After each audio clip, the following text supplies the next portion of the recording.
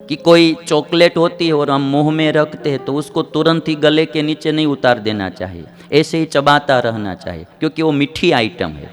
जितनी लंबी देर तक हम चबाएंगे उतनी देर तक हमको उसका स्वाद मिलता रहेगा और आनंद आएगा। और जो कड़वी दवाई होती है उसको चबाना नहीं चाहिए, उसको तो सीधा सा ही गले के नीचे उतार देना चाहिए, पानी की व्यवस्था पहले करनी चाहिए। ऐसे हमारे परिवार में कोई कड़वी घटना घटती है तो उसको दवाई की तरह तुरंत ही गले के नीचे उतार देना चाहिए, और जो कोई अच्छी घटना घटती है तो उसको दूर लंबे समय तक याद रखना चाहिए। यही पारिवारिक भावना बढ़ाने के लिए और संप रखने के लिए, सुख शांति से जीने के लिए यही उपाय अच्छा रहता है। हमारा भी एक परिवार होता है। देखिए अभी हम जो साधु लोग हैं, ऐसे हम हमारे सूरत में, गुजरात में तो 25 50 या 100 का साधुओं का मंडल होता है। और हम जो है तो हमको 7 पीढ़ी में किसी को भी सूतक नहीं लगता है, कोई को कुछ लेना देना नहीं होता है, क्योंकि हम कोई रिलेटिव नहीं है, लहू का कोई संबंध नहीं होता है। फिर भी हिल मिल के रहते हैं तो जीवन में आनंद बहुत आता है। ये दुनिया छोटी सी है और जीवन छोटा सा है। झगड़ा में हमारा जीवन व्यतीत नहीं होना चाहिए, प्यार से जीवन व्यतीत करना है, मिलजुल कर रहना है परिवार में। राम और लक्ष्मण दोनों में ऐसा प्यार था और आज भाई भाई में ऐसा प्यार बढ़े, इसलिए मैं रामायण की कथा सुना रहा हूं। वाल्मीकि ऋषि लिखते हैं, भरतस्यापि शत्रुघ्नो लक्ष्मणावर जो ही सह प्राणे प्रियतरो नित्यम तस्य चासी तथा प्रिय। जैसे राम लक्ष्मण की जोड़ी थी वैसी ही भरत और शत्रुघ्न की जोड़ी थी। हमारे जो राग द्वेष है, थोड़ा कुछ अनबन है परिवार में, वो भूल जाना है, छोड़ देना है। जिसके साथ हमारा कोई जाने आने का व्यवहार नहीं, उसके साथ भी मिलजुल कर रहना है। ये छोटी सी जिंदगी द्वेष में व्यतीत नहीं करना है, ये हमारी जिंदगी प्रेम में और भाव में व्यतीत हो, ऐसा काम करना है। भाई भाई में प्रीति होनी चाहिए। और इसीलिए आज ऐसे भाई भाई, आज कलयुग में भाई भाई कैसे होते, छोटी छोटी चीज में झगड़ा ही करते रहते। मैंने पहले दिन ही कहा था कि the Ramayanam teaches us how to live and the Bhagavatam teaches us how to die.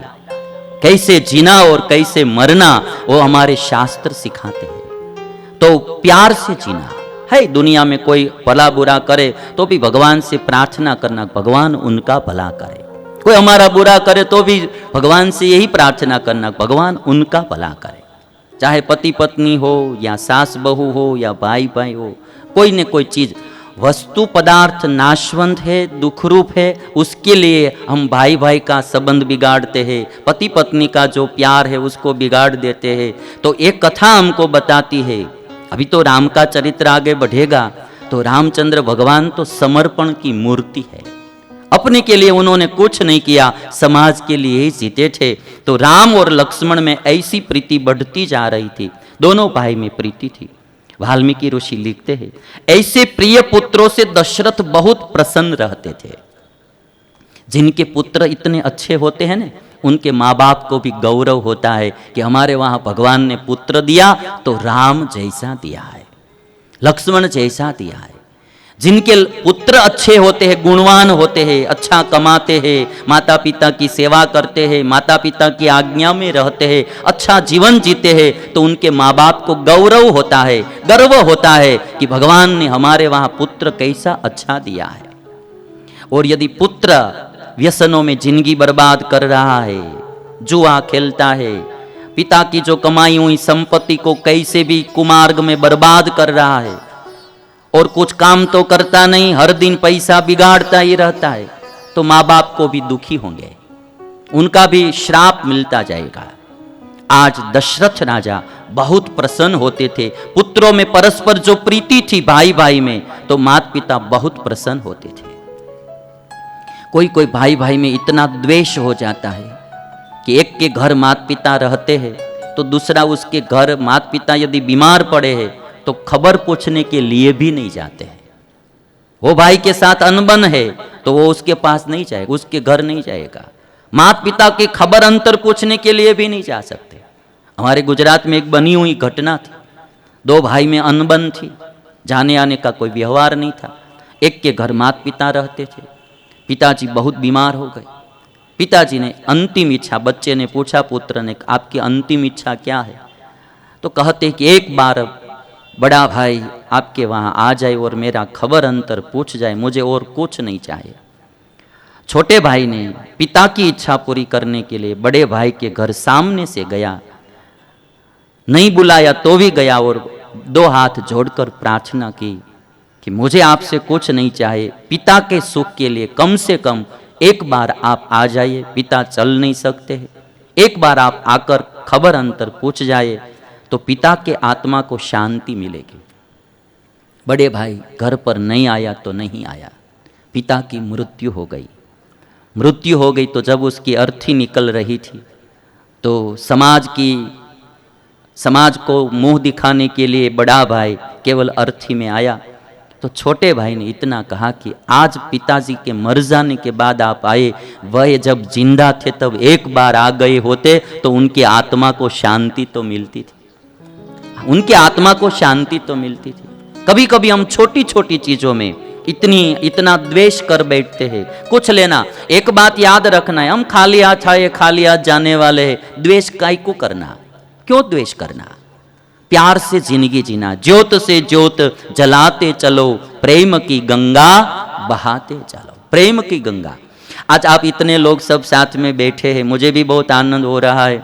जब गुजरात से आ रहे थे तो सोचता था कि भाई कोई गुजराती समाज तो बलिया में है नहीं, किंतु आप सब लोगों का इतना प्यार मिल रहा है, हमको 2 दिन में ऐसा लग रहा है कि हम गुजरात में ही है। ये पूरा प्रधानमंडल और हमारे प्रधानमंडल के अध्यक्ष जी विमल जी सब लोगों ने इतना साथ और प्यार दिया। यही हमारी भारत देश की परंपरा और संस्कृति है। भारत देश की संस्कृति यही सिखाती है। यहाँ कोई नाता नहीं होता, एक ही नाता होता है इंसानियत का, और भाव से प्रेम से हम सब मिलजुल कर रहते, वही हमारी भारतीय संस्कृति है। और आज यही हम अभी आज दूसरा दिन है, 2 अप्रैल तक यहाँ से ऐसी ही कथा बहती रहेगी। जितना हो सके उतना हम स्नान करेंगे और हमारे जीवन को पवित्र बनाएंगे। भाई भाई में बहुत प्रीति थी। दशरथ राजा बहुत खुश हो रहे थे। एक दिन दशरथ राजा परिवार के साथ बैठकर पुत्रों के विवाह के बारे में सोच रहे थे, तब ही विश्वामित्र ऋषि आ गए। दशरथ राजा ने विश्वामित्र ऋषि का स्वागत किया और कहा कि हे मुनिवर, आपको जो चाहिए सो मांग लीजिए। कार्य सिद्ध होगा या नहीं होगा वह शंका मत करना, आपको जो चाहिए सो मांग लीजिए, आपका मनोरथ सफल ही होगा।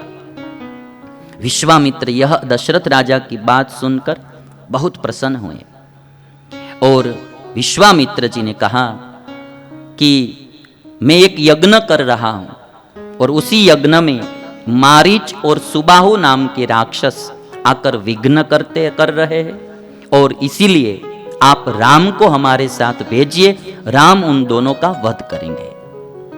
काक पक्षधारी राम, ऐसा वाल्मीकि रामायण में लिखा है। काक पक्षधारी, काक पक्ष उसको बोलते जो क्षत्रिय लोग पहले थे, उनके बाल कान पर ऐसे आते थे और ऐसा मोड़ लेकर कान पर बाल आते थे। ऐसे बाल वाले जो होते हैं उसको काक पक्षधारी बोलते हैं। तो वाल्मीकि रामायण में लिखा है कि काक पक्षधारी राम को हमारे साथ भेजिए। यह बात सुनकर दशरथ राजा मूर्छित हो गए। दशरथ ने कहा कि अभी राम छोटा बालक है, राक्षसों के साथ कैसे लड़ पाएंगे, और मारीच और बाहु तो बहुत बलवान है। ऐसा करो, मैं सैन्य के साथ आपके साथ आऊंगा। दशरथ राजा बोलते, सैन्य के साथ मैं आऊंगा, पहले मुझे बोलिए कि वो राक्षस कौन है, मारीच और सुबाहु। तो विश्वामित्र जी ने कहा कि रावण के राक्षस है, रावण के पक्ष के वे राक्षस है। तो दशरथ राजा ने कहा तब तो मैं भी नहीं आऊंगा, मैं उनके साथ लड़ नहीं पाऊंगा, आप कृपा करके हम पर प्रसन्न रहिए, मैं नहीं आ पाऊंगा। और तब विश्वामित्र थोड़ा कुपित हो गए और विश्वामित्र ने कुपित होकर कहा कि वचन देकर मुकर जाते हो, ये रघुवंशियों को योग्य नहीं है। वचन देकर मुकर जाना वो रघुवंशी को योग्य नहीं है। यदिदम ते क्षमम राजन गमिष्यामि तथागतम, यदि राम को नहीं भेजना है तो जैसा मैं आया हूं वैसा ही मैं यहां से चला जाऊंगा। यदिदम ते क्षमम राजन गमिष्यामि तथागतम मिथ्या प्रतिज्ञ काकोस्थ सुखी भव सुहृद वृतः। मिथ्या प्रतिज्ञा करने वाले आप सुखी होना, मैं जाता हूं। गुस्से में ऐसा बोलकर विश्वामित्र जी चल पड़े। तब वशिष्ठ ने दशरथ राजा को समझाया और कहा कि प्रतिश्रुत्य करिष्येति उक्तम वाक्यम अकुर्वतः इष्टापूर्त वधो भूया तस्मात् रामम विसर्जय। वशिष्ठ मुनि कहते हैं कि हे दशरथ जी, एक बार वचन देकर मुकर जाना वो अच्छी बात नहीं है। हमारा जो पुण्य है उस पुण्य को वो मिथ्या प्रतिज्ञा खत्म कर देती है, और इसीलिए राक्षसों को मारने के लिए राम को आप भेजिए। राक्षसों राम का सामना नहीं कर पाएंगे। विश्वामित्र बहुत प्रकार की अस्त्र विद्या राम को देंगे। राक्षसों को मारने के लिए विश्वामित्र जी समर्थ है। वो राम का सहाय लेने के लिए नहीं आए हैं, वो राम पर उपकार करने के लिए आए हैं, और इसीलिए आप राम को साथ में भेजिए। गुरु वशिष्ठ की बात मानकर दशरथ राजा ने राम और लक्ष्मण को विश्वामित्र को सौंप दिए।